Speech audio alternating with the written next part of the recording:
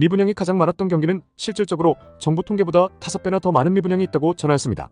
이 같은 문제가 일어나는 것은 미분양 집계 방식이 건설사의 자발적 신고로 이루어지기 때문이라고 말하였는데 2024년 5월 15일 수요일 누워먹는 세계 경제 소식 7개 시작합니다. 미국 탐욕공포지수는 54로 상승하였습니다. 코인 탐욕공포지수는 64로 하락하였습니다. 1.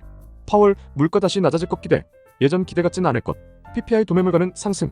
제롬 파월 미 연방준비제도 의장은 올해 들어 예상 수준을 웃돌게 나타난 인플레이션 지표가 다시 낮아질 것으로 기대한다고 밝혔습니다. 생산자 물가지수 PPI가 예상보다 높은 전월 대비 0.5% 상승으로 나온 가운데 여전히 데이터를 지켜보겠다는 신중한 태도를 유지하였고 인플레이션이 작년 말처럼 다시 낮아질 것으로 기대하지만 올해 첫 3개월간 예상을 웃돈 지표를 고려할 때 이 같은 전망에 대한 확신이 이전처럼 높지는 않다고 덧붙였습니다.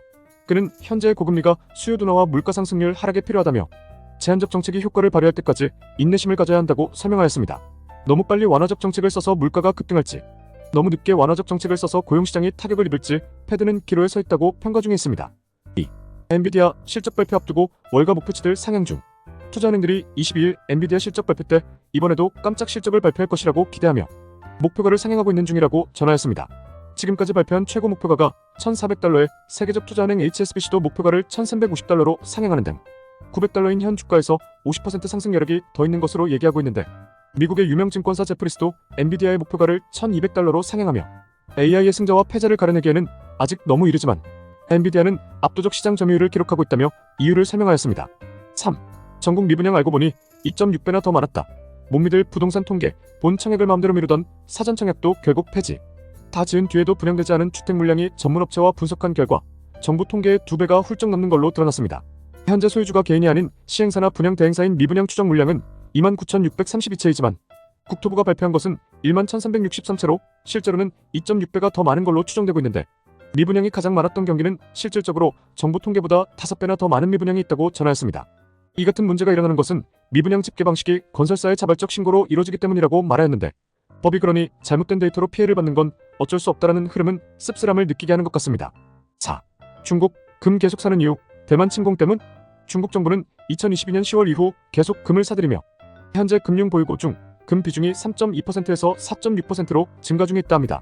공식적으로는 2,200여 톤을 보유하며 세계에서 6번째로 많은 금을 가진 나라가 되었는데 시진핑 주석은 올해 신년사에서도 타이완 통일을 강조하는 등 전문가들은 중국의 공식적, 비공식적 금 비축은 장기적인 국제 전략과 연관된 것으로 보고 있습니다. 중국은 해안길이 전부 막혀있는 상황 속 대만을 부속시키기만 해도 큰 경제 성장길인 바닷길이 열리기에 대만 통일은 중요한 과제인데 미국은 이 같은 중국 성장을 막기 위해 타이완의 11조 지원 법안을 통과시키는 등 러시아와 같이 중국이 대만 침공 시 중국 자금 동결도 할 것으로 보고 있어 중국은 금 비축 외에 농업 분야에서도 자급자족 캠페인을 벌이고 있는 등 타이완 침공이 가져올 장기적 대결 국면에 대비해 식량과 재정 모두 스스로 해결하겠다는 결의로 분석되어진다 전하였습니다. 5.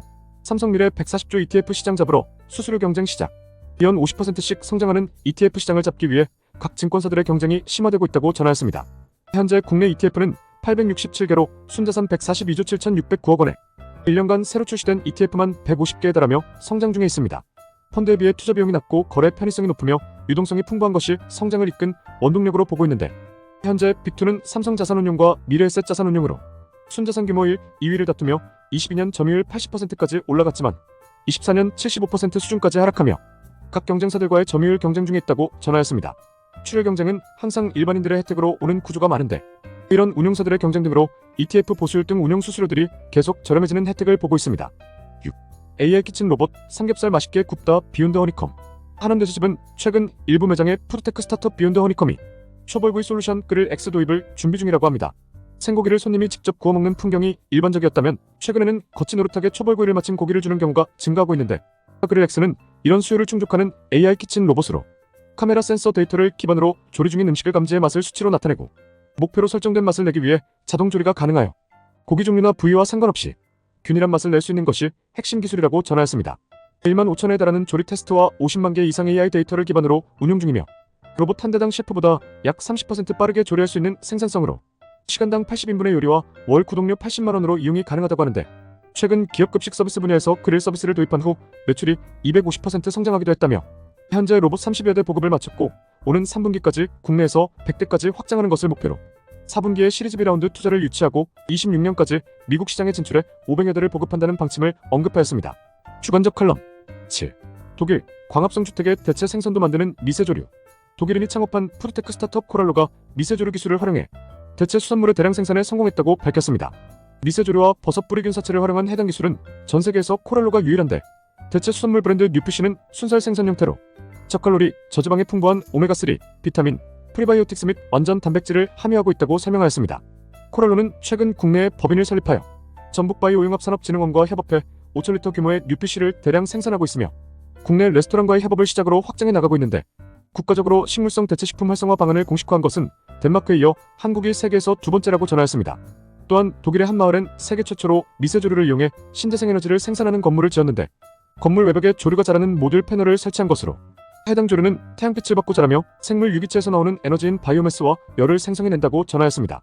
열은 건물의 온수로 활용하고 바이오매스는 판매로 활용되는데, 인공 잎사귀 산소 생성부터 이런 지속 가능한 기술들은 전부 우주 탐험을 대비해 발전되는 기반으로 미국에서 발전되어가고 지원하는 기술들도 전부 우주공학에 필요한 기술들의 밑거름이라는 것처럼, 아직 20년에서 30년 이상 투자할 시간이 많이 남으신 분들이라면 단순 지구 기준이 아닌 꼭 우주 세계와 관련된 기술들도 고민해보시며 투자에 대한 생각을 확장해보셨으면 좋겠습니다.